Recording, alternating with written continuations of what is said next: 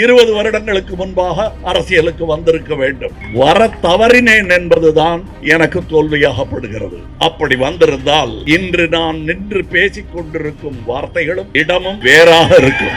அவர் சொன்னா மட்டும் நம்புறீங்க? 20 வருஷத்துக்கு முன்னாடி கட்சி அமைச்சுதான் நான் வேற எங்கேயோ போயிருப்பேன், வேற மேடையில இருந்திருப்பேன் அப்படின்னு சொன்னா கை தட்டுறீங்க. நான் சொன்னா நம்ப மாட்டீங்களா? ஆரம்பிக்க வேண்டியதானே. யார் வேணான்னு சொன்னா? அதான் டவுட்டா இருக்குது. சரி, 20 வருஷத்துக்கு முன்னாடி கட்சி ஆரம்பிச்சிருந்தா மட்டும் என்ன பண்ணியிருந்திருப்பாரு? என்ன இப்போ 8 வருஷத்துல இந்த அளவுக்கு போயிருக்காரு. கழுத்தை தெரிஞ்சு கட்டெரும்பானது. இன்னும் 12 வருஷத்துல சித்தெரும்பாயிட்டு ஒண்ணுமே இல்லாம எறும்பு தலையா போயிருந்திருப்பாரு. இன்னைக்கு அவ்வளோ கோபமா தூக்கி எரிஞ்சிட்டு அப்புறம் அவங்க பின்னாடியே போயிட்டு கொஞ்சம் கூட கூச்ச நாச்சம் இல்லாம போய் சேர்ந்துருக்கிறது ஒரு 12 வருஷத்துக்கு முன்னாடி சேர்ந்திருப்பாரு. அவ்வளவுதான், வேற ஒன்றும் பெருசா மாற்றம் நிகழ்ந்திருக்காது. ரசிகர்கள் வேறு, ஓட்டு போடும் மக்கள் வேறு. அது இப்பதான் தெரிஞ்சிருக்குது. அதுவும் ஒரு 12 வருஷத்துக்கு முன்னாடி தெரிஞ்சிருக்கும். இந்த ஞானோதயம் எல்லாம் அப்பவே வந்திருக்கும். நான் தம்பி அவரு ஏதோ எல்லாம் சினிமா மாதிரியே நினைச்சுக்கிறாரு. தமாஷா இருக்குது அப்படின்னு வச்சுக்கோங்களேன். இதுல வேற சொல்றாரு, இனிமேல் பாராளுமன்றத்தில் என் குரல் ஒலிக்கும், சட்டமன்றத்திலும் இனிமேல் ஒலிக்கும் அப்படின்றாரு.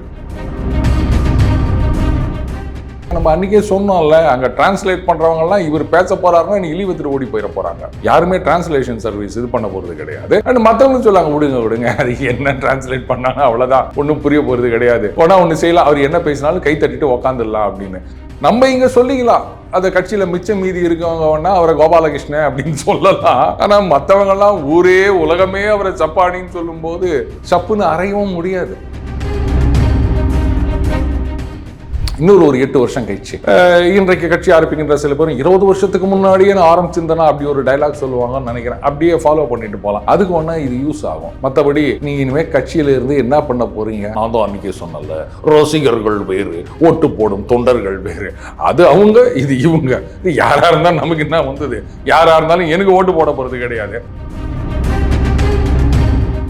தமிழ் படத்துல இன்னைக்கு என்னத்துக்கு மலையாளம் தெலுங்குலாம் கொண்டாந்து திணிக்கிறீங்க? அங்க 4 மொழி வந்துருச்சு. இவர் பேசுறாரு திணிப்பு கூடாது. அப்புறம் எதுக்கு ஹிந்தி படத்தெல்லாம் போய் வச்சிங்க? நீங்க இங்கிலீஷ் மட்டும் தெரிஞ்சு அங்க ஒன்றும் பண்ண முடியாது. ஆனா இங்க இங்கிலீஷ் மட்டுமே தெரிஞ்சு நீங்க ஒரு பிரச்சனை இல்லாம வாழ்க்கையை சந்திக்க முடியும்.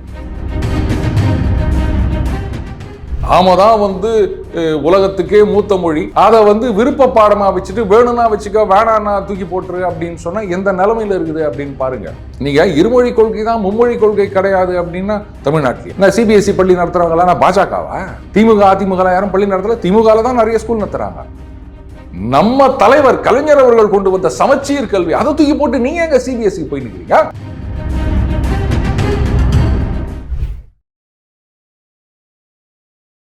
இளைய பாரத நேயர்களுக்கு வணக்கம். இன்றைக்கி நம்ம நேர்காணலில் நம்ம சிறப்பு விருந்தினர் ஒரு கமெண்ட் போட்டிருக்காங்க, அதை நான் படித்து கட்டுற பாருங்க. யூடியூப் உலகின் அஷ்டவதானி என்று அருண் சாரை அலையுங்கள். அஷ்டவதானி அவர்களை நம்ம அன்போடு வரவேற்போம். சார் வணக்கம். சார் வணக்கம் விக்ரம். அது அஷ்டவதானி இல்ல, அஷ்டாவதானி. சொதப்பாத. சரி கேளு. அது உண்மையான தமிழ் வார்த்தையா? அது என்ன மீனிங் சொல்லிருக்கீங்க சார்? இன்னைக்கு எல்லாமே தமிழ் வார்த்தையான யார் இங்க முழு தமிழ்ல பேசினுக்கிறீங்க? எல்லாம் 10 ஆங்கில வார்த்தைக்கு நடுவில் ஒரு 3 தமிழ் வார்த்தையை போட்டு நான் தமிழ்ல பேசுறேன்னு சொல்லி நிற்கிறீங்க. சமஸ்கிருதத்தை ஒழிப்போம் அப்படின்னு சொல்லிவிட்டு சமஸ்கிருத எழுத்துக்கள் எல்லாமே இன்னைக்கு பல பேரோட பேரையே எழுத முடியாது. அதனால அது என்ன ஏதுன்னெலாம் கேட்காத, உன் கேள்வியை கேளு. Okay sir. சார் உங்களுடைய ஃபேனாக இருக்கக்கூடிய நம்ம கமல் சார் அவர்கள் நேற்றுக்கு 8வது துவக்க விழா இந்த இருக்கா இல்லையான்ற கட்சியே மிகப்பெரிய ஒரு கேள்விக்குறியாக இருக்கும்போது அவர் சில விஷயங்கள்லாம் சொல்கிறாரு சார். அது சொன்ன ரொம்ப ஹார்ட் டச்சிங்கான விஷயம் என்ன அப்படின்னு பார்த்தீங்கன்னா, முதல்ல ஒரு விஷயம், என்னுடைய ஃபேனா இருக்கேன்னு சொல்லாத, நீங்க ஃபேனா இருக்கக்கூடிய உலக நாயகன் சொல்லு. மாத்தி சொல்ற, அவர் ஏன் ஃபேன் இல்ல, நான் தான் அவருடைய ஃபேன். சரி சார், கமல் சார் மாதிரி பேசும்போது கொஞ்சம் லைட்டா உல்டா கரெக்ட். அதான் அது ஒரு தோற்று வியாது என்று நினைக்கிறேன். தள்ளி இருங்கள். Okay sir. அதனால அவர் என்ன சொல்றாருன்னா, 8 வருஷத்துக்கு முன்னாடி ஆரம்பிச்ச கட்சிக்கு பதிலாக ஒரு 20 வருஷத்துக்கு முன்னாடி ஆரம்பிச்சிருந்தேன்னு வச்சுக்கிங்களேன், நான் பேசுற பேச்சே வேற மாதிரி இருந்திருக்கு, மேடையே வேற லெவலில் இருந்திருக்கும் அப்படின்ற மாதிரி சொல்லியிருக்காரு சார். அப்படி ஆரம்பிச்சிருந்தா நிச்சயமா வந்திருப்பாரா சார்? அது நான் கூட ஒரு 20 வருஷத்துக்கு முன்னாடி இந்த ஃபீல்டுக்கு வந்திருந்தேன் அப்படின்னு சொன்னால் ஃபாக்ஸ் நியூஸ்லேயோ இல்லை சிஎன்என்லேயோ போயிருந்திருப்பேன். டக்கர் கால்சனுக்கே ஒரு டஃப் ஃபைட்டு கொடுத்துட்ருப்பேன். இங்கே பேட்டி கொடுக்கறதுக்கு பதிலாக ட்ரம்ப்பு, புட்டின் அவங்கள பேட்டி எடுத்துகிட்டு இருப்பேன். நம்பலையா? அவர் சொன்னா மட்டும் நம்புறீங்க? 20 வருஷத்துக்கு முன்னாடி கட்சி அமைச்சுதான் நான் வேற எங்கேயோ போயிருப்பேன், வேற மேடையில் இருந்திருப்பேன் அப்படின்னு சொன்னா கை தட்டுறீங்க. நான் சொன்னா நம்ப மாட்டீங்களா? ஆரம்பிக்க வேண்டியது தானே. யார் வேணான்னு சொன்னா? எனக்காவது கன்ஸ்டன்ஸுங்க, சம்பாதிக்கணும், குடும்பத்தை காப்பாற்றணும், அவ்வளோ இருக்குது. அவருக்கு என்ன இருக்குது? ஏகப்பட்ட பணம் இருந்தது இல்லை, அதனால் அந்த கஷ்டம்லாம் கிடையாது இல்லை. ஏன் கட்சி ஆரம்பிக்க வேண்டியது தானே. யார் வேணான்னு சொன்னாங்க? ஏன் யாரும் ஸ்பான்சர் பண்ணலையா? எனக்கு அதான் டவுட்டாக இருக்குது. சரி 20 வருஷத்துக்கு முன்னாடி கட்சி ஆரம்பிச்சிருந்தா மட்டும் என்ன பண்ணியிருந்திருப்பாரு? என்ன இப்போ வந்து 8 வருஷத்தில் இந்த அளவுக்கு போயிருக்காரு, கழுத்தை தெரிஞ்சு கட்டெரும்பானது. இன்னும் 12 வருஷத்தில் சித்தெரும்பாய்த்து ஒன்றுமே இல்லாமல் எறும்பு தலையாக போயிருந்திருப்பாரு. அது இப்போ நடந்திருக்கும். வேற என்ன நடந்திருக்கும்? என்ன பண்ணிட்டு இருப்பாரு இவர்? இது நிறைய பேர் சொல்லுவாங்க, நான் மட்டும் ஐஏஎஸ் எழுதியிருந்தேன்னா அப்படின்னு. என்ன எழுதியிருப்பேன்? எழுதியிருந்தேன், ஃபெயிலாக போயிருப்பேன், அவ்வளோதான். எஸ்எஸ்எல்சியே ஃபெயிலு, இதில் நீ வந்து ஐஏஎஸ் எழுதுறியா அப்படின்ற மாதிரி. 20 வருஷத்துக்கு முன்னாடி கட்சி ஆரம்பிச்சிருந்தா அப்படின்னா என்ன பண்ணிட்டு இருக்க போறாரா? சரி, இன்னும் 12 வருஷம் கழிச்சு என்ன பண்ண போறாரு அது சொல்லுங்க எனக்கு. 12 வருஷம் கழிச்சு இவர் என்ன மேடையில் என்ன பண்ணுறாரு அப்படின்னு பார்க்கலாமா? இதனாக பேச்சுது. 20 வருஷத்துக்கு முன்னாடி நான் ஆரம்பிச்சிருந்தா 20 வருஷத்துக்கு முன்னாடி ஆரம்பிச்சிருந்தா 12 வருஷத்துக்கு முன்னாடியே ஒன்றும் இல்லாமல் போயிருப்பார். இன்னைக்கு வந்து அவ்வளோ கோபமாக தூக்கி எரிஞ்சிட்டு அப்புறம் அவங்க பின்னாடியே போயிட்டு கொஞ்சம் கூட கூச்ச நாச்சம் இல்லாமல் போய் சேர்ந்துருக்கிறது ஒரு 12 வருஷத்துக்கு முன்னாடி சேர்ந்துருப்பார். அவ்வளோதான், வேற ஒன்றும் பெருசாக மாற்றம் நிகழ்ந்திருக்காது. 20 வருஷத்துக்கு முன்னாடி ஆரம்பிச்சிருந்தா மட்டும் இவர் என்ன ஐநா சபையில் போயிட்டு பேசியிருந்திருக்க போறாரா, இல்லை புட்டின் ட்ரம்ப்புக்கு நடுவில் உட்காந்து மத்தியஸ்தம் பண்ணிட்டு இருக்க போறாரா? அப்போ வந்து மிகப்பெரிய ஜாம்பவான்கள் ஜெயலலிதா அவர்களும் அப்புறம் கலைஞர் அவர்களும் இருந்ததுனால மேபி ஆரம்பிக்காமல் இருந்திருக்கலாம் சார். அந்த டர்ரில் தானே ஓடி போனீங்க. வெற்றிடம் இருக்கின்றது அப்படின்னோட கபால்னு உள்ள வந்து ஏதாவது பண்ணலான்னு பார்த்தீங்க, ஒன்றும் வேலைக்கு ஆகலை. ரசிகர்கள் வேறு, ஓட்டு போடும் மக்கள் வேறு, அது இப்போதான் தெரிஞ்சிருக்குது. அதுவும் ஒரு 12 வருஷத்துக்கு முன்னாடி தெரிஞ்சிருக்கோம். இந்த ஞானோதைகள்லாம் அப்போவே வந்திருக்கோம். இந்த மாதிரி ஊழலை ஒழிக்கிறோம், நாங்கள் நேர்மையாக அரசியல் நடத்துவோம் அப்படின்னு பேசுறதெல்லாம் சும்மா வெத்து வேஷம் அப்படின்றது மக்களுக்கு 12 வருஷத்துக்கு முன்னாடியே புரிஞ்சிருக்கோம். அப்புறம் இன்னைக்கு கட்சி கூடாரம் காலியானது அப்படின்றது வந்து 12 வருஷத்துக்கு முன்னாடியே காலி ஆயிருக்கும். இதுதான் நடந்திருக்கும் 20 வருஷத்துக்கு முன்னாடி கட்சி ஆரம்பிச்சிருந்தா. வேற ஒன்றும் புதுசாக நடந்திருக்காது. ஏன் என்ன 20 வருஷத்துக்கு முன்னாடி கட்சி ஆரம்பிச்சிருந்தா மட்டும் அவர் என்ன சிஎம் ஆகிட்டு போறாரா? ஆயிருக்கலாம்ல சார் மேபி. அதான் சொல்லிக்க வேண்டியதான். இப்போ நான் சொன்னேன் இல்லையா, நானும் 20 வருஷத்துக்கு முன்னாடி இந்த ஃபீல்டுக்கு வந்திருந்தேன்னா ஃபாக்ஸ் நியூஸில் போய் சேர்ந்துருப்பேன் அப்படின்னு. யார் போய் கேட்க முடியும்? என்னை தவிர யார்கிட்டையும் டைம் ட்ராவல் மிஷின் கிடையாது. ஸோ நான் மட்டும்தான் போயிட்டு வர முடியும். அவங்களுக்குலாம் ஒன்றும் தெரியாது. அதனால் என்ன சொன்னாலும் அடிச்சு விடு அப்படின்னு வேண்டியதுதான். நான் தம்பி அவர் ஏதோ எல்லாம் சினிமா மாதிரியே நினச்சின்னுக்கிறாரு. இது தமாஷா இருக்குது அப்படின்னு வச்சுக்கோங்களேன். இதில் வேற சொல்கிறாரு, இனிமேல் வந்து பாராளுமன்றத்தில் என் குரல் ஒலிக்கும், சட்டமன்றத்திலும் இனிமேல் ஒலிக்கும் அப்படின்றாரு. அப்போ 2026 எம்எல்ஏ சீட்டுக்கு கேட்க போறாரு. இல்லை என்ன ஒன்றுன்னா, பாராளுமன்றத்துக்கு போகும்போது நல்ல காலம். அவர் ஏன் வந்து தைரியமாக இப்போ போறாருன்னா, ஸ்மிருதி இரானி தோத்து போயிட்டாங்க. ஆமாம் சார், அதான் நினைக்கிறேன். அவங்க மட்டும் ஜெயிச்சிருந்து ஒரு மினிஸ்டர் ஆயிருந்தாங்கன்னு வச்சுக்கோங்களேன். ஏன்னா பார்லிமெண்ட்டு இது லோக்சபா எம்பி அவங்க ஜெயிச்சிருந்தாங்கன்னா, இவர் ராஜ்யசபா எம்பி. பட் மினிஸ்டர் அப்படின்னும் போது துறை சம்பந்தப்பட்ட கேள்விகளுக்கு அவங்க பதில் சொல்லணும். அப்போ அண்ணனுடைய குரலே ஒலித்திருக்காது. அவங்க இல்லைன்ற தைரியத்தில் இவர் சொல்கிறாரு அப்படின்னு நினைக்கிறேன். சொல்ல முடியாது. பாஜகவில் வந்து அண்ணனை எப்படியாவது அமுக்கி வைக்கணுன்றதுக்காக ஸ்மிருதி இரானிக்கும் ஒரு ராஜ்யசபா எம்பி போஸ்ட் கொடுத்து அங்கே கொண்டாந்து உட்கார வச்சிட்டாங்கன்னு வச்சுக்கங்க. அதுக்கப்புறம் அண்ணன் அந்த பக்கமே போக மாட்டாரு அப்படின்னு நினைக்கிறேன். சார் இப்போ அவர் வந்து பாராளுமன்றத்தை தூய தமிழில் பேசுவாரா இல்லை ஆங்கிலத்தில் பேசுவாரா சார்? எந்த பாஷையில் பேசுவாங்க புரிய போகிறது கிடையாது. அதாவதுங்க, நம்ம பேசுறது புரியறதா இருந்தா அப்போ வந்து இவர் எந்த லாங்குவேஜில் பேசுகிறார் அப்படின்னு கேட்கலாம். நாம வந்து எதுவாக இருந்தாலும் யாருக்குமே புரியாமல் தான் பேச போகிறோம். ஏன்னா புரியாமல் பேசினா அறிவுஜீவின்னு யாரோ சொல்லிட்டாங்க போல இருக்குது அவர்கிட்ட. அதனால் அப்படி புரியாமையே பேசிட்டு இருக்கோம். நம்ம அன்றைக்கே சொன்னோம்ல, அங்கே டிரான்ஸ்லேட் பண்ணுறவங்கலாம் இவர் பேச போகிறாருன்னா நீ இழிவத்தில் ஓடி போயிட போகிறாங்க. யாருமே டிரான்ஸ்லேஷன் சர்வீஸ் இது பண்ண போகிறது கிடையாது. அண்ட் மற்றவங்களும் சொல்லாங்க, விடுங்க அது என்ன டிரான்ஸ்லேட் பண்ணாங்க அவ்வளோதான், ஒன்றும் புரிய போகிறது கிடையாது. ஒன்று செய்யலாம், அவர் என்ன பேசினாலும் கை தட்டிட்டு உக்காந்துடலாம் அப்படின்னு. ஆனால் அதையே அவங்க ஒரு ஆயுதமாக எடுத்துக்கின்னு இப்போது நீங்கள் சில இடங்கள்லாம் பார்த்தீங்கன்னா பேசி முடித்த உடனே கைத்தட்டல் அப்படின்றது பார்த்துருப்போம். நடுவில் ஏதாவது ஒரு ஜோக் சொல்கிறது, பஞ்ச் டைலாக் சொல்கிறது, இது ஆக்ரோஷமாக ஏதாவது பேசினா அப்போ கைத்தட்டுறது அப்படின்னு பார்த்துருக்கோம். இந்த சில நேரங்களில் இந்த குறிப்பாக இந்த ஸ்டூடெண்ட்ஸ்லாம் இருக்கும்போது யாராவது மொக்கையாக பேசியிருந்தாங்கன்னு வச்சுங்க, பேசிட்டு இருக்கும்போதே கை தட்டுவானுங்க. அப்படின்னா என்ன அர்த்தம்னா, ஏய் போதும் உக்காருன்னு அர்த்தம்.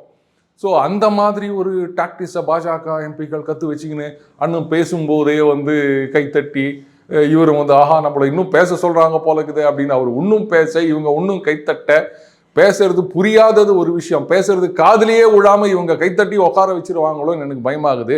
ஆனால் இதெல்லாம் கூட தெரியாத ஒரு வெள்ளந்தி மனுஷனா, ஒரு சப்பானியா அவர் அங்கே போறாரு அப்படின்னு நினைக்கும் போது நம்ம இங்கே சொல்லிக்கலாம், அந்த கட்சியில் மிச்சம் மீதி இருக்கவங்க வேணா அவரை கோபாலகிருஷ்ணன் அப்படின்னு சொல்லலாம். ஆனால் மற்றவங்கெல்லாம் ஊரே உலகமே அவரை சப்பானின்னு சொல்லும்போது சப்புன்னு அறையவும் முடியாது. எனக்கு இவ்வளவு பெரிய ஒரு நடிகர், அதுவும் சொல்ல முடியாது, ஏன் அப்படி சொல்கிறான்லாம் கேட்காதீங்க. அவர் வந்து ஐயோ பாவம் இப்படி ஒரு காட்சி பொருளாக, அதுக்கப்புறம் வேற இன்னும் என்ன சொல்கிறது, கேலிக்கு இடமாகும் ஒரு பொருளாக, என்னங்க ஒரு மனுஷனை போய் பொருள்னு சொல்கிறீங்களா? அதெல்லாம் உதாரணம், பழமொழி சொன்னால் அனுபவிக்கணும், ஆராயக்கூடாது. அந்த மாதிரி ஆறாரு அப்படின்னு நினைக்கும்போது எனக்கு அவர் எம்பியா ஆவறாருன்ற சந்தோஷத்தோட இந்த துக்கம் தான் அதிகமாக வருது. எங்க என் துக்கம் ஒன்னையும் வந்து தாக்கிடுமோ அப்படின்னு நினைக்கும் போது போதும், இதுக்கு மேலே வரல எனக்கு. ஓகே சார், அவர் சொல்லும்போது ஒரு டைலாக் சொல்லும்போது, அதாவது டைலாகா ஸ்டேட்மெண்ட் யாது?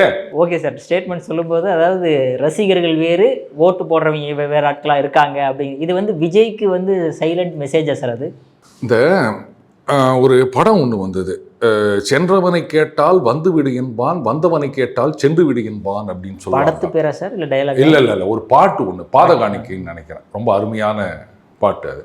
அதாவது வீடு வரை உறவு, வீதி வரை மனைவி, காடு வரை பிள்ளை, கடைசி வரை யாரோ, அதில் வர வரிகள் அது. அந்த மாதிரி இவர் இப்போது தெரிஞ்சுக்கினாரு, சரி ரைட்டு, நான் பட்ட துன்பம் இந்த வையகம் படக்கூடாது அப்படின்றதுனால ஒரு விலையில்லா ஆலோசனை, என்ன நம்ம மட்டும்தான் கொடுக்கணுமா, அண்ணனும் கொடுக்கலாம், அப்படி ஏதோ கொடுக்குறாரு அப்படின்னு நினைக்கிறேன். ஆனால் நானும் பார்த்துட்டேன், எல்லாரும் நோ நானே வந்து இது கீழே குதித்து விழுந்து அடிபட்டு அப்புறம்தான் தெரிஞ்சுப்பேன் அப்படின்னு இருந்தால் அதை யாரும் ஒன்றும் பண்ண முடியாதுங்க. அதாவது முன்னேறு போன வழி பின்னேறு அப்படின்னு சொல்லுவாங்க. அந்த முன்னேறு வந்து குத்தின்னு நின்றுதுன்னா பின்னேறும் குத்தின்னு நின்று தான் ஆகும், ஒன்றும் பண்ண முடியாது. ஒன்று எதிர்பார்க்கலான்னு நினைக்கிறேன், இன்னொரு ஒரு 8 வருஷம் கழிச்சு இன்றைக்கு கட்சி ஆரம்பிக்கின்ற சில பேரும் 20 வருஷத்துக்கு முன்னாடியே நான் ஆரம்பிச்சிருந்தேன்னா அப்படி ஒரு டைலாக் சொல்லுவாங்கன்னு நினைக்கிறேன். அப்படியே ஃபாலோ பண்ணிட்டு போகலாம், அதுக்கு ஒன்றா இது யூஸ் ஆகும். மற்றபடி நீங்கள் இனிமேல் கட்சியில் இருந்து என்ன பண்ண போகிறீங்க? இது வேற ஏதோ என்னது ஆண்டு விழாலாம் வேற நடத்துகிறாங்க, யாருக்குறாங்க அங்கே? இதுக்கும் வந்து கூட்டணி கட்சிகள் திமுக கிட்டேருந்து நீங்கள் உங்கள் ஆள் அனுப்புங்க அப்படின்னு சொல்லுவாரா? ஏன்னா இருக்கவங்கெல்லாம் போயிட்டாங்க, ஒன்று திமுகவில் போய் சேர்ந்து பதவி வாங்கிக்கினாங்க, இல்லாட்டா எனக்கு இந்த அரசியலே வேணாம் அப்படின்னு ஒதுங்கிட்டாங்க. அப்புறம் என்ன பண்ணுவாங்க? இல்லை தப்பு, அதை அவரை வந்து நம்ம குறைத்து மதிப்பிட முடியாது. ஏன்னா சினிமா உலகத்தில் இவ்வளோ நாள் அவருக்கு அனுபவம் இருந்திருக்கு இல்லையா? அதனால் திடீர்னு ஒரு 1000 பேர் வேணும்னாலும் அரேஞ்ச் பண்ண முடியும். இதுக்கு வந்து அந்த ஏஜென்ட் எல்லாம் இருக்காங்க சினி ஃபீல்டில், அவங்க கிட்ட சொன்னால் இப்போ வந்து இந்த சண்டை காட்சிகள் இல்லை ஊர் முறா பெரிய போராட்டம் பண்ணுறாங்க அப்படின்னும் போது எவ்வளோ பேர் வேணாலும் அரேஞ்ச் பண்ணிடுவாங்க. அது வேறு அண்ணன் எம்பி ஆக போகிற சந்தோஷத்தில் இருக்கிறாரு, ஸோ செலவு பண்ணால் பரவாயில்ல அப்படின்னு நினச்சிட்டு ஒரு 10,000 பேரை போட்டு ஒரு கூட்டம் நடத்தலாம், நடத்திட்டு பாருங்க அப்படின்னு சொல்லிட்டு, என்னங்க அவங்கெல்லாம் கட்சி தொண்டர்கள் இல்லையானா, நான் தான் அன்றைக்கி சொன்னல, ரசிகர்கள் வேறு, ஓட்டு போடும் தொண்டர்கள் வேறு, அது அவங்க இது இவங்க, இது யாராக இருந்தாலும் நமக்கு என்ன வந்தது, யாராக இருந்தாலும் எனக்கு ஓட்டு போட போகிறது கிடையாது, அதனால எந்த கட்சியிலேருந்து வந்தால் எனக்கு என்னப்பா, எல்லா கட்சியிலேருந்து வாங்க நாங்கள் வந்து ஏற்பாடு பண்ணுறோம் அப்படின்னு சொன்னாலும் ஆச்சரியப்படுவதற்கு இல்லை. பரவாயில்ல, அரசியலை வந்து ரொம்ப ப்ராக்டிக்கலாக அப்படியே பிச்சு பீராஞ்சி புரிஞ்சு வச்சுக்கினார் அப்படின்னு நினைக்கிறேன். அவர் பேசுறது புரியலைனாலும் அவர் என்ன புரிஞ்சுக்கினான்றது நமக்கு புரியுது பாருங்க. இந்த புரிதல் வேணாம், அவரை பற்றி பேசும்போதே அந்த மாதிரியே வந்து இருக்குது. அடுத்த கேள்வி கேளுங்க. ஆனால் அவர் வந்து இந்த இருமொழி கொள்கை மும்மொழி கொள்கையில் வந்து ஒரு மொழியை திணிக்காதீங்க அப்படின்னு ரொம்ப கடுமையாக சாடி இருக்காரு சார் ஒன்றிய அரசை. அது என்ன படம்? அது ஐங்குறு பஞ்சதந்திரம். அதில் பார்த்தீங்கன்னா அந்த ஒரு கன்னடம் ஆமாம் கன்னடம் அதுதானே, ஆமாம் கன்னடம் பேசுகிற ஒரு கப்பல் வருவாங்களா, அப்புறம் அந்த தெலுங்கு மாట్లాடுன்னு கப்பல் வருவாங்களா, மலையாளம் பேசுகிறவங்க வருவாங்களா, தமிழ் படம் தானே, எதுக்கு இதெல்லாம் கொண்டாந்து நீ திணிக்கிற? இவர் மட்டும் வந்து அவங்க கிட்ட மலையாளத்தில் பேசுவாராம், இவங்க கிட்ட கன்னடத்தில் பேசுவாராம், அவங்க கிட்ட தெலுங்குல பேசுவாராம், இவங்க கிட்ட பிராமண தமிழில் பேசுவாராம். ஏங்க இதில் இப்போ கேட்டாங்களா யாராவது ஒரு மலையாளி கப்பல் வேணும்னு? அவங்களையும் வந்து தமிழர்களாகவே காமிச்சிட்டு போக வேண்டியது தானே. அது யார்? ஜெயராம் அண்டு ஊர்வசி, அவங்க வந்து மலையாளிகள் தானே. ஏன் தமிழர்களுக்கு வாய்ப்பு கொடுங்க? உங்கள் சினிமாவில் மட்டும் கலைக்கு மொழி கிடையாது அப்படின்னா அப்போ அவங்கள வந்து பேசாமல் கொண்டு வர வேண்டியது தானே. பேசும் படம்னு பேசாமல் ஒரு படம் எடுத்தார்ல, அப்போ அதே மாதிரி ஜெயராம் ஊர்வசி, அது பஞ்சதந்திரம் தானே அது. ஆமாம் சார், ஆமாம். அப்போ அதில் அவங்க பேசாமையே கொண்டு வாங்க, கேட்டால் கலைக்கும் மொழி கிடையாது அப்படின்னு சொல்லிட்டு போங்க. இவர் மட்டும் வந்து ஒரே லாங்குவேஜாக பல ஸ்லாங்கில் பேசுவாராம். அது இந்த தெலுங்கை வந்து இது விஜயவாடா தெலுங்கு, இது விசாகப்பட்டினம் தெலுங்கு அப்படின்லாம் பேசுவார். அது தெலுங்கு படம். தமிழ் படத்தில் ஏன் நீங்கள் வந்து இந்த மொழியெல்லாம் கொண்டு வந்து திணிக்கிறீங்க? அதே மாதிரி அவருடைய பல படங்களில் பார்த்தீங்கன்னா ஒரு மலையாளி கேரக்டர் அப்படின்றது வரும், மலையாளத்திலே பேசுவாங்க. அது சத்யாவா, அதில் அமலா கூட மலையாளி தான் வருவாங்க, அவங்க KPSC லலிதா. அவங்க வந்து இவங்க 2 பேர்கிட்ட அமலா கிட்ட வந்து மலையாளத்தில் பேசுவாங்க. இவர் உடனே ஏதோ ஒரு பதில் சொல்வார். அப்போது இது மொழி திணிப்பு கிடையாதா? தமிழ் படத்தில் இன்னைக்கு என்னத்துக்கு வந்து மலையாளம் தெலுங்குலாம் கொண்டு வந்து திணிக்கிறீங்க? அங்கே 4 மொழி வந்துருச்சு. இவர் பேசுகிறாரு திணிப்பு கூடாது அப்படின்னு. அப்புறம் எதுக்கு வந்து இந்தி படத்தெல்லாம் பொழி நடிச்சிங்க? என்னங்க இது? உங்களுக்கு ஒரு நியாயம், எங்களுக்கு ஒரு நியாயமா? நீங்கள் மட்டும் பல மொழி கற்று வச்சுப்பீங்க, எல்லா படத்துலையும் போய் நடிப்பீங்க, காசு பார்ப்பீங்க. நாங்கள் மட்டும் வந்து ஒரே மொழி தெரிஞ்சுக்கின்னு அதையும் வந்து தப்பும் தகரமாக தெரிஞ்சுக்கின்னு நாங்கள் வந்து ஒன்றும் இல்லாமல் சரி அப்போ தானே வந்து கைத்தட்டி விசில் அடிச்சிக்கின்னு போஸ்டர் ஓட்டிக்கின்னு அவங்க பின்னாடி போக முடியும். நீங்களும் வந்து பல மொழி கற்றுக்கின்னு காசு பார்க்க ஆரம்பிச்சிங்கன்னா அதுக்கப்புறம் நீங்கள் இந்த மாதிரி ஆளுங்க பின்னாடிலாம் போக மாட்டீங்கல்ல. அப்போ எங்களுடைய வியாபாரம் எப்படி நடக்கிறது? ஏன்னா வியாபாரம்னு கேட்குறீங்களா? அது சினிமாவாகட்டும் அரசியல் ஆகட்டும் எல்லாமே வியாபாரம் தான் ஆயிடுச்சு. அதனால் வியாபாரம் தான் இவங்களுக்கு முக்கியம். அவங்க விற்கிறாங்க, நாம் வந்து அதை வாங்கிக்கின்னு முக்கிறோம், அவ்வளோதான் வித்தியாசம். இதை நம்ம புரிஞ்சிக்கினா மட்டும்தான் நாம் முன்னேறுவோம். இல்லாட்டா அவங்களுக்கு காலம் பூரா பல்லக்கு தூக்கினே இருக்க வேண்டியது தான் வைக்கிறோம். சரி, உங்களுக்கு வந்து இருமொழி கொள்கை விருப்பமா இல்லை மும்மொழி கொள்கை விருப்பமா? உங்களோட விருப்பம் என்னது? நாம் எப்பவுமே என் வழி தனி வழி தம்பி, ஒரே மொழி. ஒரே மொழி கொள்கை? ஆமாம். Tamil? No. Why? English. Okay. வீட்டில் வேலை செய்கிறவங்க கிட்டையும் ஆங்கிலத்திலேயே பேச வேண்டும்னு சொல்லியிருக்காங்க. யார் சார்? யாரோ சொல்லியிருக்காங்க. அது நீங்கள் தேடி பார்த்துக்காங்க. ஆதாரம் கேட்டால் கொடுக்க மாட்டேன்றீங்க. அது நாங்கள் சரியான நேரத்தில் கொடுப்போம். இப்போ பாருங்க, சமீபத்தில் ஒரு அட்வர்டைஸ்மெண்ட் பார்த்தேன். பாத்ரூமில் வந்து கரையாக இருக்கும், கேட்பாங்க இந்த கரை அந்த கரை, நாட் மீ, அர்பன் கம்பெனி அப்படின்னு அந்த வேலைக்காரி சொல்லுவாங்க.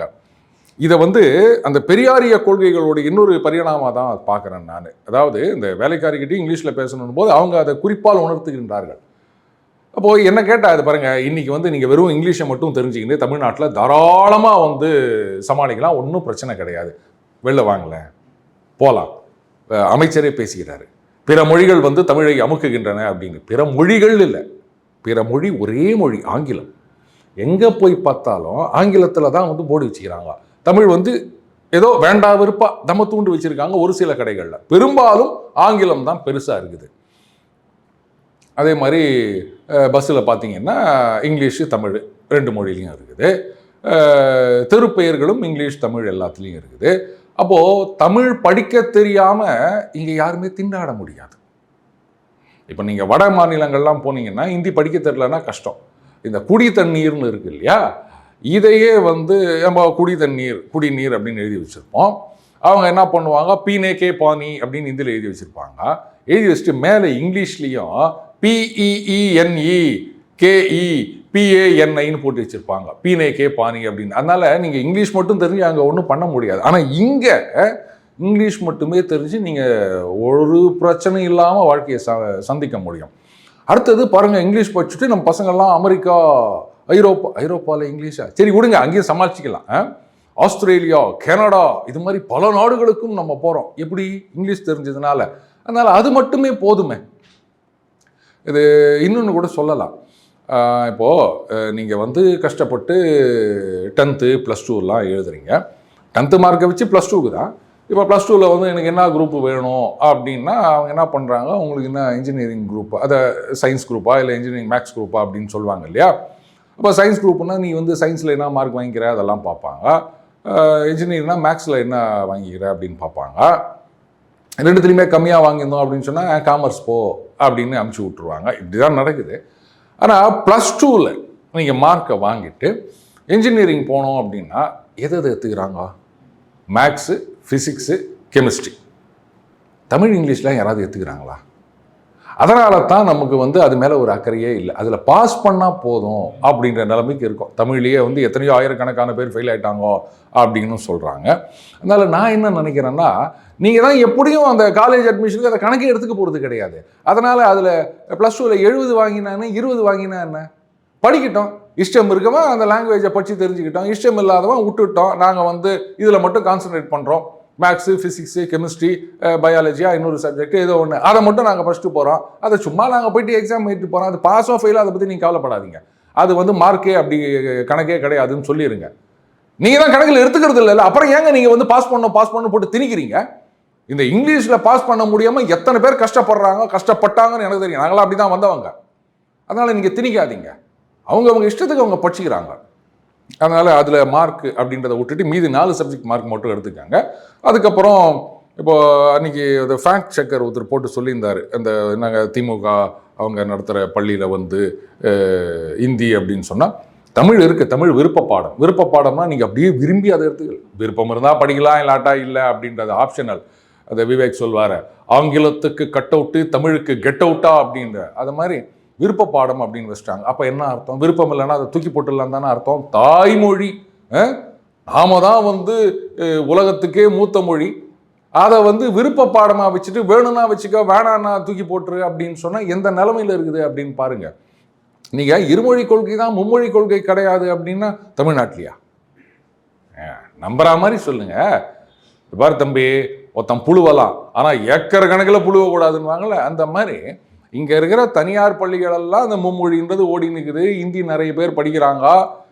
அங்கே மட்டும் எங்க மும்மொழி கொள்கை வைக்கிறீங்க? நம்ம கொள்கை என்ன? இந்த மாநிலத்தில் இருமொழி கொள்கைனா இங்கே நடக்கிற ஸ்கூல் எல்லாத்துலேயும் இருமொழி கொள்கை தான் அப்படின்னோம். சரி, இல்லை சார் அது வந்து சிபிஎஸ்சினா ஏன் சிபிஎஸ்சி போகிறீங்க? என்ன சிபிஎஸ்சி பள்ளி நடத்துகிறவங்களா நான் பாஜகவா? திமுக அதிமுக யாரும் பள்ளி நடத்தல, திமுகவில் தான் நிறைய ஸ்கூல் நடத்துகிறாங்க. நம்ம தலைவர் கலைஞர் அவர்கள் கொண்டு வந்த சமச்சீர் கல்வி அதை தூக்கி போட்டு நீங்க எங்க சிபிஎஸ்சி போய் நிற்கிறீங்க? அவங்க என்ன வந்து சட்டத்துக்கு புறமா நடத்துறாங்களா? மத்திய அரசாங்கம் தானே அனுமதி கொடுத்ததுன்னா, ஒன்றிய அரசாங்கம் அனுமதி கொடுத்ததுன்னா நீங்க எங்க போயிட்டு அவங்க கிட்ட போய் கெஞ்சி நிற்கிறீங்க அனுமதி கொடுன்னு? நம்ம தமிழ்நாட்டில் நம்ம தமிழக அரசாங்கம் என்ன சொல்றாங்களோ அதை நீங்க எடுத்துக்கங்க, சமச்சீர் கல்வி கொண்டு வாங்க. அதுக்கு மட்டும் வந்து சிபிஎஸ்சி கேட்டா அதுக்கு என்னங்க பண்றது? சிபிஎஸ்சியில் 3 லாங்குவேஜ் இருக்கு. 3 லாங்குவேஜ் இருக்குதுல்ல, தூக்கி போட வேண்டியது தானே. அரசாங்கம் மட்டும் ஏத்துக்காது, ஆனா வந்து கட்சியினர் ஏத்துப்பாங்க அப்படின்னு. அரசாங்கம் தான் கட்சி, கட்சி தான் அரசாங்கம். இது புரியலையா? இது என்ன ஏமாத்து வேலைன்னு எனக்கு புரியல. அதனால இருமொழி, மும்மொழி, ஒரு மொழி அதை கூட வேணாம். மொழி நீ படிச்சுக்க, ஆனா அது பாஸ்லாம் தேவையில்லை அப்படின்னு வச்சிருங்க. மொழி வச்சு என்ன பண்ண போறோம் தம்பி? எனக்கு ஒருத்தர் தெரியும், அவர் வந்து அந்த இருமொழி கொள்கை அப்படின்னு இருந்து இன்னைக்கு பாவம் ரொம்ப கஷ்டப்பட்டுங்கிறாரு. அதாவது அவர் என்ன பண்ணிட்டாரு, இந்த ஜாவா C++ இது 2 தான் இருமொழி தான், இதுதான் கடைசி வரைக்கும்னா ஜாவா இத்தனை வருஷத்துலேருந்து இருக்குது. சொல்ல போனால் ஜாவா முதல்ல கொண்டு வந்தது எதுக்கு அப்படின்னு கேட்டீங்கன்னா, இந்த ரிமோட் கண்ட்ரோலு, ஓவனு இந்த மாதிரி விஷயங்கள்ல அப்புறமா தான் அது வந்து இதுக்கு வருது அப்படின்னு வச்சுக்காங்க. ஸோ அதுதான் வந்து காலங்காலமாக இருக்கின்றது. அடுத்தது C++, இது எந்த காலத்துக்கும் இருக்கும் அப்படின்னு இந்த பைத்தான் இதெல்லாம் கற்றுக்காமல் போயிட்டாருங்க. இப்போ எல்லாமே ஏஐ சேட்பாட்னு வந்துச்சுங்க. அதுவே கோடிங் வேற எழுதி கொடுத்துருதான். இப்போ அண்ணன் பாவம் கஷ்டப்பட்டுனுக்கிறார். இதை ஒருத்தர் ஒரு மொழி கொள்கையில் ஒருத்தர் இருந்தார், கோபால். எப்பா அது எந்த காலத்து லாங்குவேஜரா அப்படின்னு நான் Y2K சால்வ் பண்ணதே கோபால் தானே. ஏன்னா அந்த காலத்தில் அதுதான் இருந்தது, பிஸ்னஸ் டிரான்சாக்ஷனுக்கு காமன் பிஸ்னஸ் ஓரியன்ட் லாங்குவேஜ் அது. ஸோ அப்போ வந்து இவருக்கு பயங்கர டிமாண்டு, ஃபாரின்லாம் கூப்பிட்டாங்க, அவர் அதெல்லாம் பண்ணிட்டு வந்தார். அதை தவிர நான் எதுவும் கற்றுக்க மாட்டேன் அப்படின்னாரு. இன்னைக்கு பாவம் என்ன பண்ணுறதுன்னு தெரியாமல் முழிச்சு நிற்கிறாரு, வேலையே இல்லை அந்த ஒரு மொழி கொள்கையில். இப்போ அவங்கக்கிட்ட போய் நீ என்ன சொல்லுவீங்க? சார் என்ன சார் கம்ப்யூட்டர் லாங்குவேஜையும் இதையும் நீங்கள் போட்டு கலந்து கட்டி சக்கரை பொங்கல் வடகரி மாதிரி அப்படின்னா ஒன்று தெரியுமா? கம்ப்யூட்டர் லாங்குவேஜுக்கு என்ன பேர் தெரியுமா? ஹை லெவல் லாங்குவேஜ் தெரியுமா? அப்போ நம்ம லாங்குவேஜ் எல்லாம் என்ன லோ லெவல் லாங்குவேஜா? இதை யாராவது கேட்டிங்களா? C++லாம் ஹை லெவல் லாங்குவேஜும், பைத்தான்னா ஹை லெவல் லாங்குவேஜா? அப்போ இங்கிலீஷு, ஃப்ரெஞ்சு, தமிழ், கன்னடம் இதெல்லாம் லோ லெவல் லாங்குவேஜா? இந்த கம்ப்யூட்டரை வந்து திணிக்கிறாங்க பாருங்க. இது ஆர்எஸ்எஸோட சதின்னு நினைக்கிறேன் விக்ரம். ஏன்னா நான் சும்மா ஒன்றும் சொல்லலை. இந்த ஆர்எஸ்எஸ் அப்படின்றது வந்து ஏதோ இந்தியாவில் மட்டும் இருக்கிறதா நீங்கள் நினச்சின்னு இருக்கிறீங்க, உலகளாவிய அளவில் இருக்கின்றது. இப்போ அந்த மிஷன் இம்பாசிபிள்னு டாம் க்ரூஸோட ஒரு படம், அது 4 or 5 நினைக்கிறேன். அதில் வந்து அவர் யூரோப்பில் எங்கேயோ போயிட்டு இருப்பாருங்க. அப்போ வந்து ஒரு வில்லி பெண் அவங்க வந்து ஒரு ஆர்மர்டு காரில் அவங்கள துரத்திட்டு வருவாங்க, இவங்களை சுட்டு தள்ளணும் அப்படின்னு சொல்லிட்டு. அந்த வண்டியில் பார்த்தீங்கன்னா மேலே ஆர்எஸ்எஸ்ன்னு எழுதிருக்குதுங்க. ஆமாம் இருக்குது, நீங்கள் ஒன்றா போய் பாருங்க. அவங்களுடைய மொழியில் வேற ஏதாவது ஆர்எஸ்எஸ் அப்ரிவேஷன் இருக்கலாமே சார்? இல்லைங்க, ஆர்எஸ்எஸ் தாங்க அது. அது மட்டும் இல்லை, நீங்கள் இந்த வெப்சைட்லலாம் போட்டிங்கன்னா நிறைய இது ஆர்எஸ்எஸ் ஃபீட் அப்படின்னு இருக்குது. நான் பார்த்தேன், என்னது எல்லா இதுலேயும் வந்து ஆர்எஸ்எஸ் ஃபீடுன்னு போட்டு வச்சுக்கிறாங்களா அப்படின்னா, எந்த அளவுக்கு ஆர்எஸ்எஸ் வந்து உலகளாவிய அளவில், என்ன கேட்டால் எலான் மஸ்க்கு கூட ஆர்எஸ்எஸோட ஸ்லீப்பர் செல்லாக இருப்பாரோன்னு எனக்கு டவுட்டாக இருக்குது. அதனால தான் வந்து அவர் நிறைய விஷயங்களை அப்படியே அடித்து நோத்தி நிற்கிறாரு. இதெல்லாம் ஆராயணும் பாருங்கள், எப்படி வந்து ஆக்டோபஸ் மாதிரி உலகளாவிய அளவில் போய் நிற்குது அப்படின்னு சொல்லிட்டு. அவங்களுடைய சதி தான் தம்பி இது. அதனால் மொழி அப்படின்றது வந்து ப்ராக்டிக்கலாக யோசின்னு இன்றைய தலைமுறை நிறைய சொல்கிறாங்கப்பா. நம்ம தான் நிறைய பார்க்குறோம்ல. எனக்கு எதுக்குங்க, நான் வந்து பைத்தனில் கோடிங் எழுதுகிறேன், அதில் கோடிங் எழுதுகிறேன், இன்றைக்கி நேரத்துக்கு தமிழ் பேச தெரியும் அப்படின்னு சொல்கிறாங்க. ஸோ அதனால் அவங்கள வந்து நாளைக்கு என் மேலே திணிக்காதீங்கன்னு சொன்னால் என்ன அர்த்தம்? இப்போது ஜெகதீப் தன்கர் அவர்கள் சொன்னார், இது மாதிரி ஒரு இது கைப்பற்றணும்னா அந்த மொழியை அழிக்க வேண்டும், கலாச்சாரத்தை அழிக்க வேண்டும். அவர் என்ன சொன்னார், சொல்லிட்டு இதைத்தான் அங்கேருந்து வந்தவங்க பண்ணாங்க அப்படின்னாரு. ஆனால் அவங்க அதை விட்டுட்டு பார்த்தீங்களா இப்படி சொல்லிட்டாரு அப்படின்னுக்கிறாங்க. சரி, இன்னைக்கு வந்து தமிழை பிற மொழிகள் அழுத்தி கொண்டிருக்கின்றன, நசுக்கி கொண்டிருக்கின்றன. பிற மொழிகள் இல்லைங்க, இங்கிலீஷ் மட்டும்தான் இருக்குது. அதுதான் நீங்கள் அந்த நேம் போர்டில் போய் பார்த்தாலே தெரியும். அந்த இங்கிலீஷ் இவ்வளோ பெருசாக உட்காந்திங்கன்னு தமிழ் மேலே உட்காந்திங்கன்னு இருக்குது. அப்போ நீங்கள் என்ன பண்ணணும்? அதை விட்டுட்டு தமிழ் வாழ்க தமிழ் வாழ்கன்னு மட்டுமே சொல்லியிருந்தா தமிழ் எப்படி வாழும்? இன்னைக்கு எத்தனை பேருக்கு தமிழ் எழுத படிக்க தெரியும் எனக்கு சொல்லுங்கள். இந்த ஜென் ஜீன்றாங்க, இப்போ ஆல்ஃபா வேறு வந்துச்சு. இவ்வளோ தமிழை படிப்பாங்களா? கேட்டா எனக்கு அதனால பிரயோஜனம் இல்லை அப்படின்றாங்க. அப்போ அவங்க கிட்ட போய் நீங்கள் என்ன சொல்லுவீங்க? அவங்கள போய் கேட்டிங்கன்னா அவங்க சொல்லுவாங்க, எதுக்குங்க நான் அதெல்லாம் படிக்கணும், மொழி பாடமே வேணான்னு சொல்லுவாங்க. அதனால் இருமொழியோ மும்மொழியோ ஆப்ஷனலாக கொடுத்துட்டு போயிருங்க. நம்ம நாட்டில் இருக்கிற, நம்ம மாநிலத்தில் இருக்கிற பள்ளிகளில் வந்து நீங்கள் மும்மொழி தனியார் பள்ளிகளில் கொடுத்துப்பட்டு இது இருமொழி கொள்கை தான் இந்த மாநிலத்துக்கு அப்படின்னா என்னங்க? அது எல்லாருமே சிரிக்க மாட்டாங்களா? அப்போ காசு கொடுத்து படிக்கிறவனுக்கு மட்டும் மும்மொழி படிப்பாங்க. அவங்களும் நம்ம பசங்க தானே, இதே பசங்க தானே. அப்போ அந்த பணக்கார பசங்க மட்டும் 3 மொழியை சுமக்கிறதுக்கு தயாராக இருக்காங்க. ஏழை ஓட்டு பிள்ளைங்கன்னா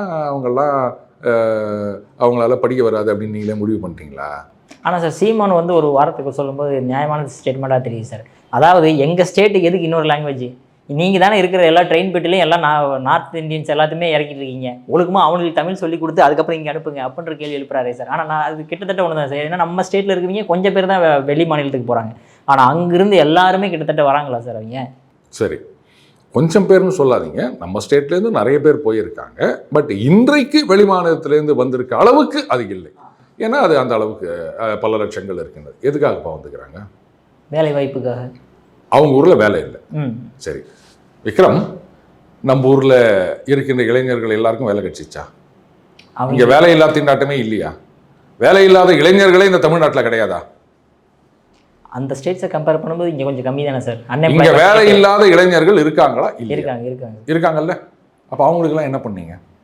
இந்த வேலைகளை செய்யறதுக்கு நீங்கள் வெளியிலேருந்து ஆளை இறக்குறீங்க அப்படின்னு சொன்னால், இங்கேயே வேலையில்லா திண்டாட்டம் இருக்கும்போது வெளியிலேருந்து ஆள் வராங்கன்னு சொன்னால் எங்கேயோ ஒரு டிஸ்கனெக்ட் இருக்குதுன்னு அப்படின்னு உங்களுக்கு புரியுதா? மெயின் டிஸ்கனெக்ட் என்ன சார், நம்ம ஆட்கள் வந்து சேலரி அதிகமாக கேட்குறாங்க. ஆனால் அவங்க கொடுத்து சாப்பாடு கொடுத்து போட்டு நிம்மதியாக பார்த்துக்கிட்டீங்கன்னா போதுன்ற அளவுக்கு வந்துட்டாங்களா சார் அவங்க?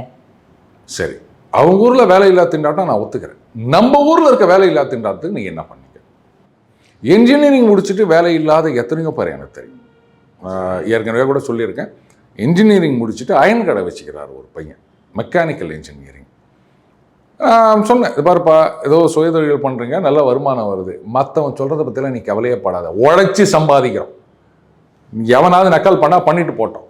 நாம் வந்து அடுத்தவன் சொத்தை ஆட்டையை போடல, ஏமாத்தலை, திருடலை, பொய் சொல்லலை, கஷ்டப்பட்டு உழைக்கிறோம், சம்பாதிக்கிறோம், மற்றவரை பற்றி நீ கவலையே படாத அப்படின்னு.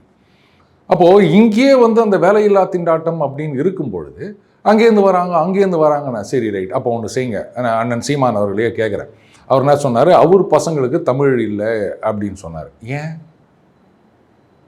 கேட்டால் தனியார் பள்ளியில். சரி, தமிழ் கிடையவே கிடையாதுன்னு சொன்னாங்களா? தனியார் பள்ளிகளில் இப்போ நான் சொன்னேன் இல்லையா, ஒரு பள்ளியில் வந்து ஆப்ஷனல் அப்படின்னு, அந்த மாதிரி பள்ளியில் போய் சேர்த்துட்டு போங்க. தமிழே இல்லாத பள்ளியில் ஏன் கொண்டு போய் சேர்க்குறீங்க? தமிழ் உணர்வு சீமானை தவிர வேறு யாருக்குமே இல்லை அப்படின்வாரு. நீங்கள் தமிழரா இல்லையான்னு அண்ணன் அப்படி ஷாப்பா குத்தினாதான் ஏற்றுக்க முடியும். அப்போ வந்து நீங்கள் அந்த மாதிரி ஒரு பள்ளியை தேடி சேர்க்க வேண்டியது தானே. எதுக்கு வந்து தமிழே இல்லாத இடத்துல கொண்டு போய் சேர்க்குறீங்க? இப்படித்தான் எல்லாம் பண்ணின்னுக்கிறாங்க. அவங்க பசங்கள்லாம் வந்து தமிழ் படிக்க மாட்டாங்க, ஆனால் நம்ம வந்து தமிழ் படி அதுவும் தமிழ்லேயே படி அப்படின்வாங்க. நான் ஒன்று சொல்கிறேன், இன்றைக்கு வந்து தாய்மொழி இது வந்து கண் மாதிரி, அதை நாங்கள் விட்டு கொடுக்க மாட்டோம்லாம் சொல்கிறாங்க. சரி, இன்றைக்கு பதவியில் இருக்கும் ஆட்சியாளர்கள், இதுக்கு முன்னாடி பதவியில் இருந்த ஆட்சியாளர்கள், அவங்க பசங்களை எத்தனை பேர் தமிழ் மீடியத்தில் படித்தாங்கன்னு கேளுங்க. அப்துல் கலாம் அவர்கள் தமிழ் மீடியத்தில் தான் படித்தார். எவ்வளோ பெரிய ஒரு சயின்டிஸ்ட் அவர் வரலையா? என்ன குறைஞ்சா போயிட்டார் அவர்?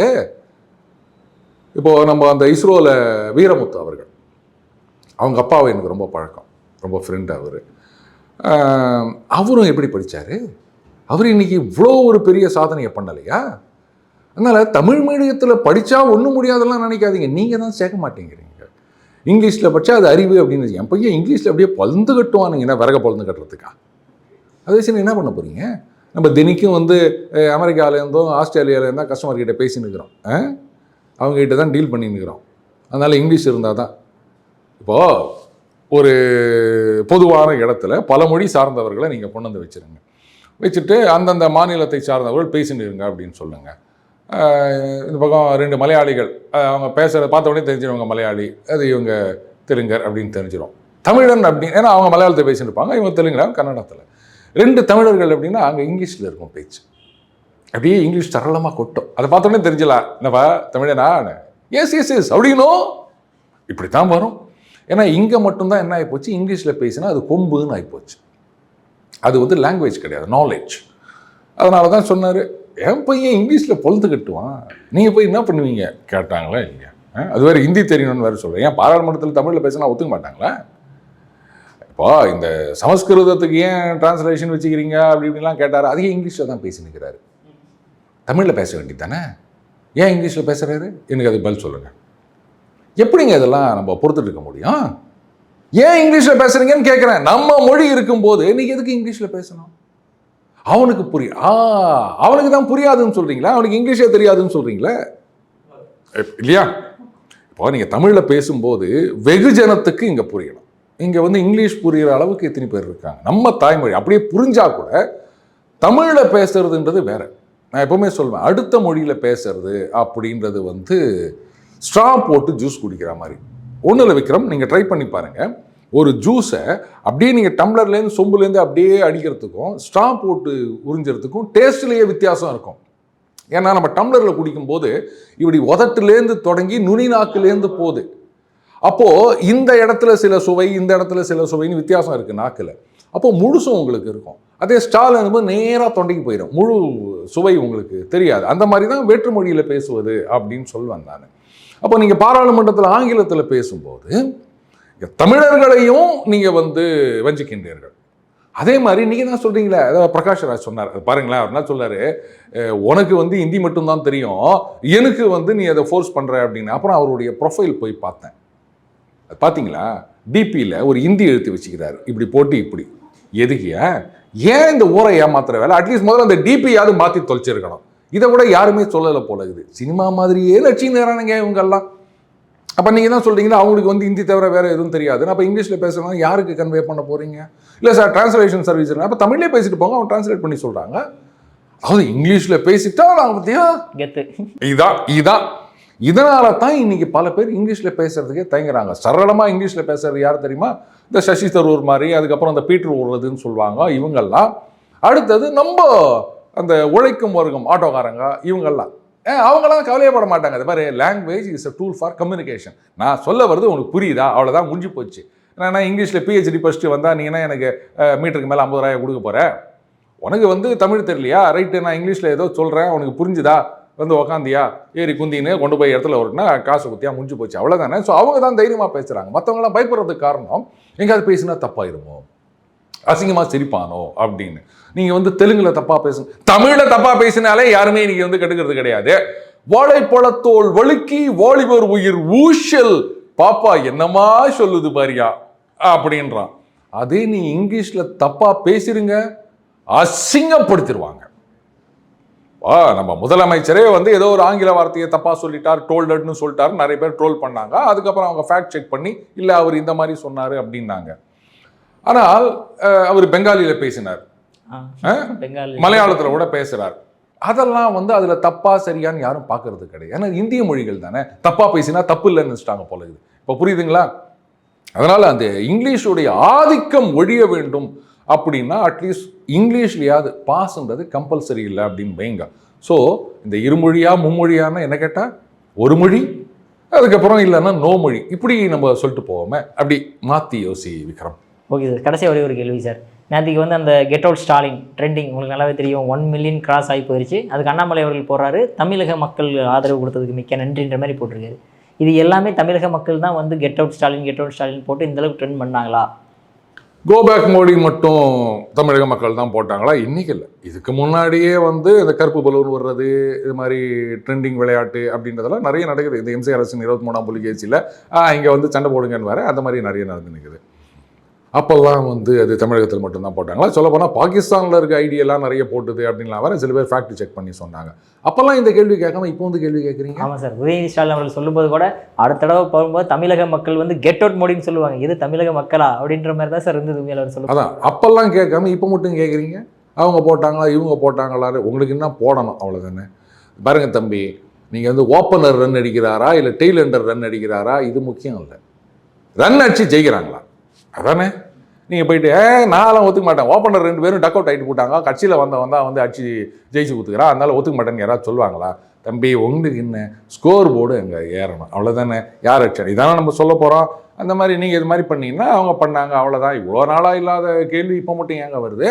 அதனால் கெட் அவுட் அருன்னு மட்டும் சொல்லிடாதீங்க. அப்படி சொன்னாலும் நான் போக மாட்டேன், அது வேறு விஷயம். ஓகே சார், உங்கள் பொன்னான நேரத்தில் இளைய பாரத நேரில் ஒதுங்கினதுக்கு மிக்க நன்றி சார். நன்றி விக்ரம்.